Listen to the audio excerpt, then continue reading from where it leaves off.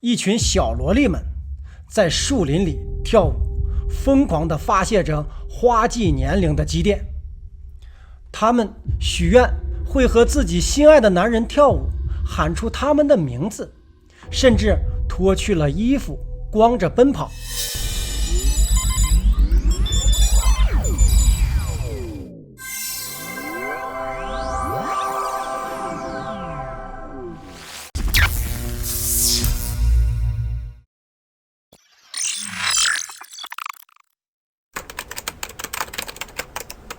Hello， 大家好，这里是飘飘然飘哥。上一集说到，最近呢这两天给大家上的都是硬菜，那么今天再上一道硬的。上一集怎么说的来着？点菜之前先点订阅，谢谢大家。今天咱们来讲萨勒姆女巫的炼狱。如果我们把时间穿越到1692年，在北美的大地上，那是一片乌烟瘴气、无法律、无人道、无科学、无信仰的旧世界。当时的社会尽管看似平静，但暗流涌动。如果你是一个观察者，你就会从不同的视角来看待它；而如果你是其中的一份子，你就会不经意地被卷入到那深不见底的汹涌漩涡当中。我们把目光聚集到一个叫萨勒姆的美国小镇上，这是一个距离波士顿很近的25公里的一个神秘聚集区。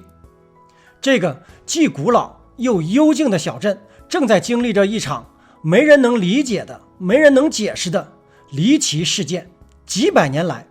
一直困惑着人们。这里之所以说其古老，是因为这里本来没有人烟，只有很少的玛雅人或者是本地的印第安土著人会到周围打猎寻根，而这里就是第一批1620年从英国来的移民的落脚点。他们所乘坐的到达这里的船就是著名的五月花号。当时的五月花长途跋涉66天，途中一名旅客体力不支而死亡，而一名孕妇诞生了一个婴儿，而这个婴儿后来和死去的死者取了同样的名字。这样从上船的102人到下船也是102人，没有尸体，尸体在死者死去的时候当晚就被扔进了海里。而当他们到达美国的目的地，就是咱们所说的小镇萨勒姆后，得知比他们先行的船阿姆斯特丹号在行进中遭遇了海难，全船130人全部葬身海底。这也给五月花蒙上了一层阴暗的面纱。而这一批从五月花下来的人们，就成了在萨拉姆小镇的第一批居民。经过不断的有人到达这个附近的港口，小镇在几十年里发展到了1500人。这里有牧师，有农妇，有牛仔。就在他们在为了生计、为了宗教的权利忙碌的时候，一群小萝莉们在树林里跳舞，疯狂地发泄着花季年龄的积淀。他们许愿会和自己心爱的男人跳舞，喊出他们的名字，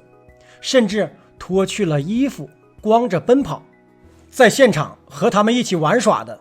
有黑奴地图巴的巫毒术，由于过度的疯狂，甚至有人当场昏了过去。当让一个叫阿碧的女孩说出她的心声时，她说出了那个人的名字，叫约翰，一个有妇之夫。阿碧因此也受到了所有人的嘲笑。就在这嘲笑声中，阿碧随后便发起了诅咒，他诅咒约翰的妻子死，而且当场杀鸡饮血，从此转身瞬间变成了直男眼中的盖世萝莉。然而呢，这一切却被一个经过的牧师撞见，于是一场血雨腥风就这样的开始了。我们像是在一片黑暗森林里或黑暗游戏中探索着周围，探索着发生的一切。无论我们走到哪里，那里就会显现出一些影像，这就是我们的探索所解开的一层一层的面纱，或一片一片的未知地。我们既是探索者，也是观察者。那个牧师的女儿也在这群小萝莉当中。突如其来的父亲出现在现场，惊恐中她深度的昏厥，而在场的所有的少女的不正常的举动，或哭或笑或奔跑，被认为是女巫附身。在牧师、法庭和社会舆论的压力之下，小萝莉们被迫承认女巫的存在。如果她们不承认，则会有更严重的惩罚。就这样，小萝莉们开始了无端的相互揭发，而每一个被揭发的是女巫的人，则被判决处以绞刑，人性完全的被碾压。为了阻止这一切，这时在小镇的另一个角落里，叫约翰的家里，妻子和丈夫约翰正在讨论如何去阻止这一切。这个约翰就是阿碧口中的情人。阿碧这个小萝莉是揭发别人最为厉害的一个。谈到他俩的私情是这样的，阿碧经常在约翰家里帮助打理农活，在和健壮如牛的约翰日复一日的接触当中呢，萌生了爱情，并且发生了啪啪啪的事情。也是如此，阿碧深深地陷入了爱河。然而很快这件事情被约翰的妻子察觉了，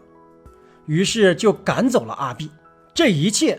就在小萝莉们的舞蹈中显现出来了。而阿碧求而不得，便生杀念，发毒誓诅咒。阿碧为了能够永远的得到约翰，他希望约翰的妻子死。而约翰因为和阿碧的事一直耿耿于怀，不希望继续下去，而阿碧却是死缠烂打，爱情交织在痛苦和绝望之中。最终阿碧告发约翰的妻子也是女巫，以至于约翰的妻子被入狱，面临死刑。约翰眼见事情越来越坏，不忍心看着无辜的人和他的妻子就这样的被处死，他出于复杂的心情，向法庭揭示了他和盖世萝莉阿碧的出轨。而小萝莉们看到这一切，他们的谎言就要败露，纷纷的指责约翰就是女巫。约翰在刑讯之下被迫的承认了，但他必须指控另外一名女巫出来才能够获得原谅。而约翰在痛苦中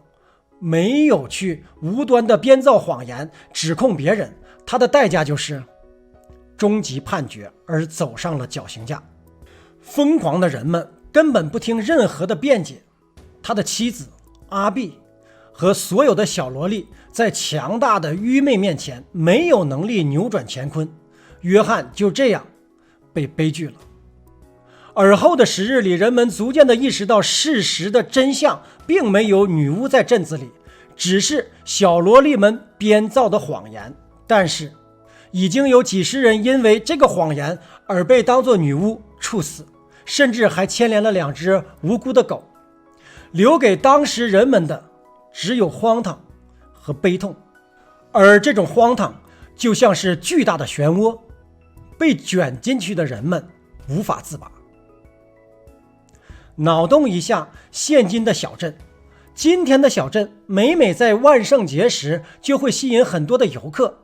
而在人们的欢声笑语中，大家不知道那几十个被认为是女巫的幽灵就荡漾在人群当中。他们